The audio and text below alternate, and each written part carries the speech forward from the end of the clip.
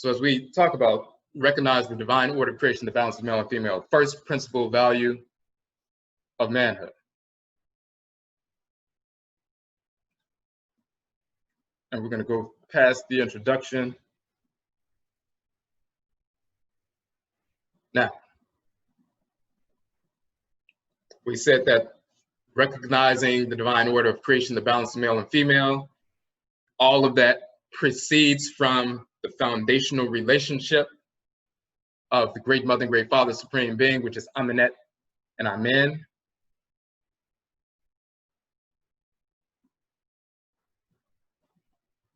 And so we have to put that image in our mind of seeing the Great Mother and the Great Father, Amannet and Amen, Inyamewa and Inyame, Olokun, Olorun, and so forth, no matter what group they come from. But the Afurakani man is an emanation of Amen or Inyame. The Afuraitkaitnit woman is an emanation of Inyamewa Amenet. And of course, Amen and Amenet work together as two halves of the divine whole.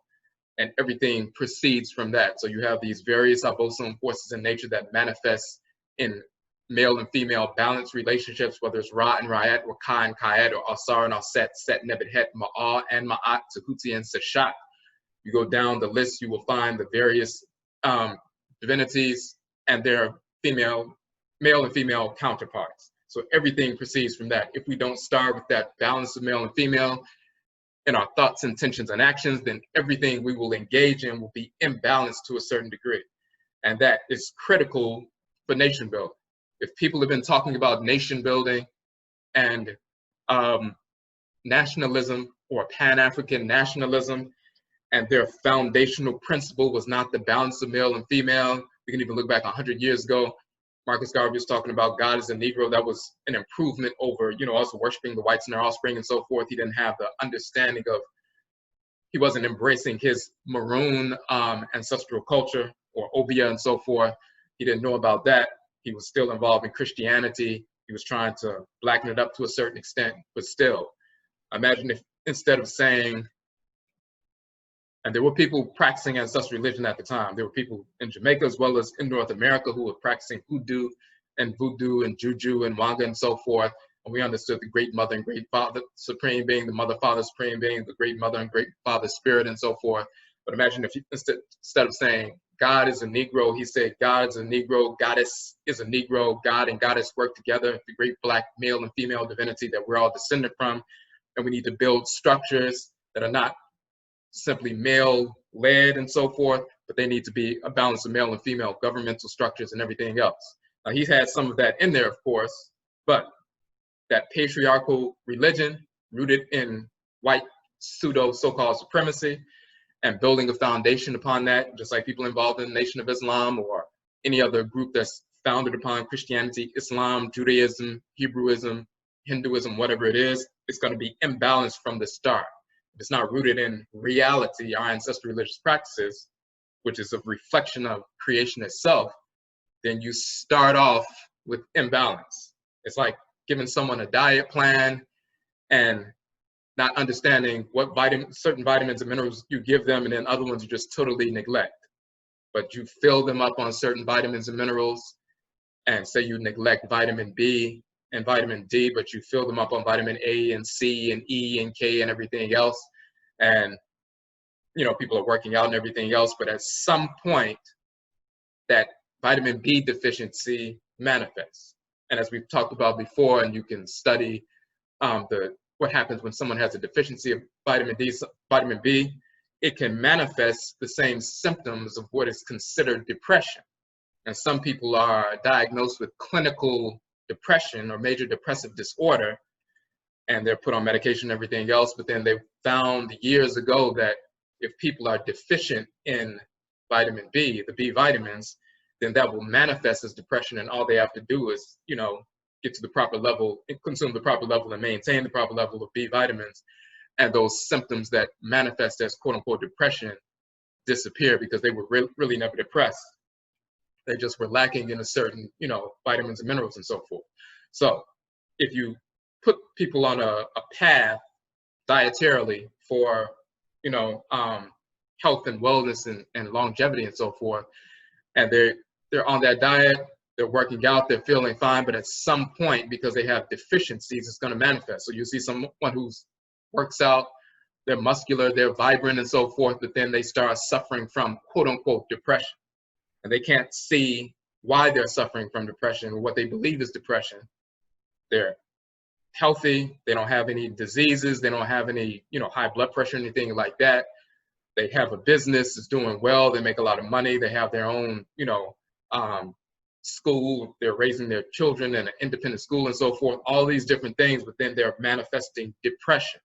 And they don't understand it's becoming a problem for the family and so forth. They're going to therapists, then they get medication that makes it even worse because they started off imbalanced, and the imbalance is going to manifest. When we look at the various movements that we've generated in this country over the past 100+ years, those that are rooted in Christianity, Islam, Judaism, secular nationalism, atheism and so forth, socialism, all these theories, social theories and pseudo-religious practices coming from the white snarl spring, you start off imbalanced. And at some point, no matter how good the intentions are, the imbalance manifests. Specifically early on with the way women are treated or the duties that they're relegated to in these organizations, they're never prominently led. Instead of a king and a queen, mother, ohini, ohima, male and female balance, it was always a male leading and so forth. And then the women had, lower roles. That creates dissension and so forth. They can't contribute things that would help organize and balance out the expression of the nation building activity. So we have to start from reality.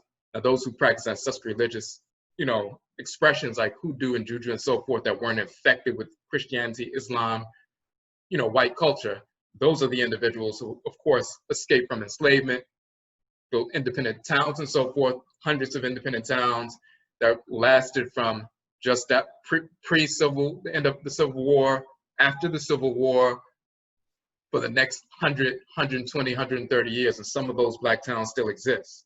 But they did what they were supposed to do. They escaped from enslavement, some of them after enslavement was over, some of them with the Great Migration up north and so forth, millions of people leaving the South, going to different areas. Some people went to industrial cities and so forth. Some people decided, grounded by their ancestral religious practices, the ancestresses and ancestors, to establish independent black towns, hundreds of them.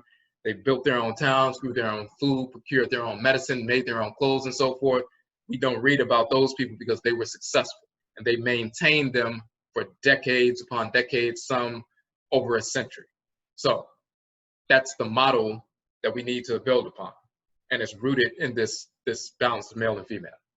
So that's what we deal with first. If you don't have that perception, then you don't seek to, reflect that. So we give some details about that. We talk about, the balance of male and female, earth and sky, fire and water and so forth, divine law, love, and divine hate, which is critical. Of course, we have our book of Amanne, divine law, love, and divine hate, order and non-order. So you've read that portion, what we're dealing with that, but that's the foundational piece. Now, when we get to the second principal value, this is where we also begin to incorporate what we were talking about earlier with regard to the Nationbuilding. So once you recognize the divine balance of male and female, and you perceive that, then the second piece is you seek to establish that balance in every aspect of your existence. So you have to know it first, know what you're looking at, know what's going on, how creation is structured, and then you establish that in every aspect of your existence. Now, so we say physically, you make sure that you put the right things in your system with regard to diet for your health and well-being. You make sure that you eliminate waste and toxins from your system on a regular basis within the natural cycle. Make sure you strengthen yourself through exercise and rejuvenate yourself through sleep. Make sure that you engage in ejuma work in order to benefit yourself and those connected to you, and you make sure that you engage in rest and recreation.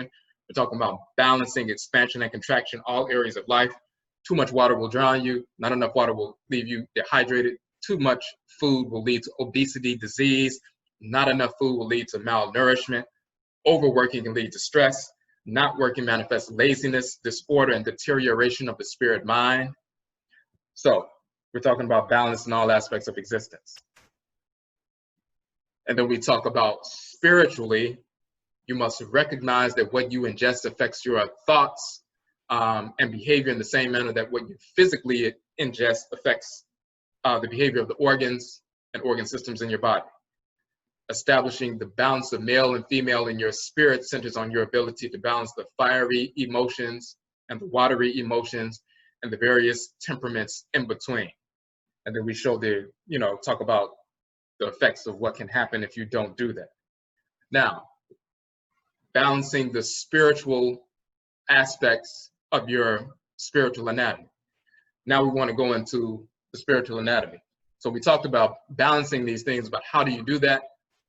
Of course, through ritual, through susuho meditation, through ritual, libation, going to the nkomre, the shrine, and so forth. You engage the ritual practice, communing with your kra. That's when you start moving in that direction. But now we want to give more details because as we said earlier, the more details you have about your spiritual anatomy and the forces of nature, the abosom, the more informed you are and the better decisions you can make on a regular basis. So let's go to that. So first,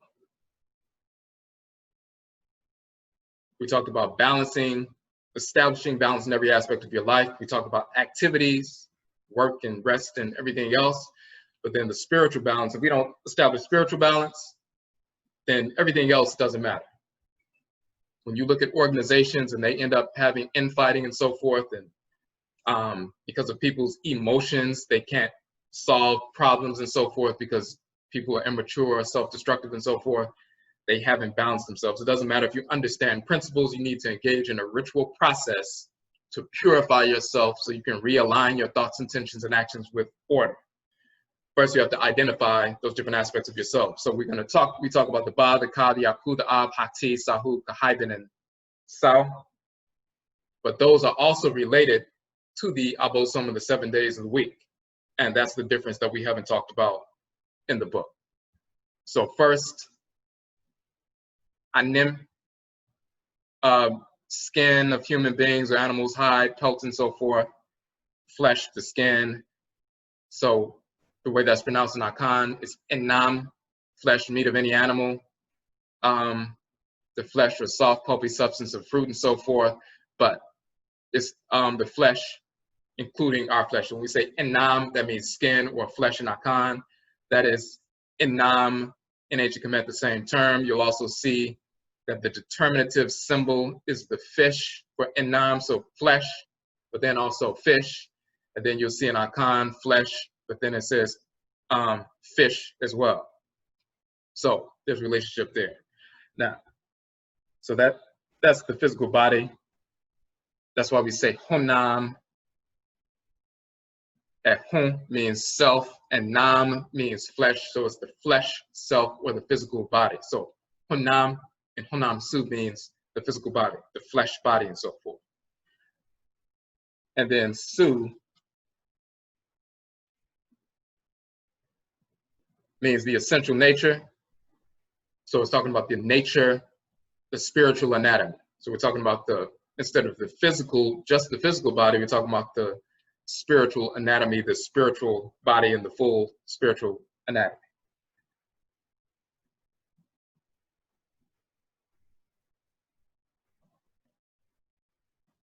Now we're going to start off with the term for soul, which is ka, ka for females. And why are we starting off with that? If you go to the Akradin Bosom link,